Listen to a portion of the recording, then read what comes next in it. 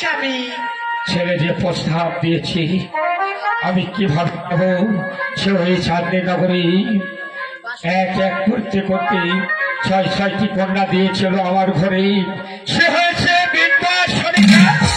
স্বামী আবার কোন প্রাণী কোন হৃদয়ে আবার একমাত্র মাধব লাগে আমার ঘরে পুত্র বধূ করে দিবে সনিকা।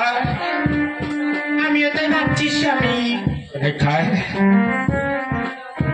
আমার একমাত্র নয়নের মণি সোনার লক্ষ্মীটা যে প্রস্তাব নিয়ে এসেছে আমি অবশ্যই চলে যাব, আর বিলম্ব করব না। আমি এই মুহূর্তে ছুটে চলে যাব ওই চাঁদনি নগরী। যে কোনো বিনিময় হোক না কেন, আজকে যে কোনো বিনিময় হোক না কেন, আমার মা বেউলাকে আমার ঘরে পুত্র বধূ করে আনবই আনবই আনবই। স্বামী তুমি তাই করো। তবে এই মুহূর্তেই চলে যাও আমার একমাত্র নয়নের মণি সোনার লক্ষ্মীদারকে ওই অন্তঃপুরে।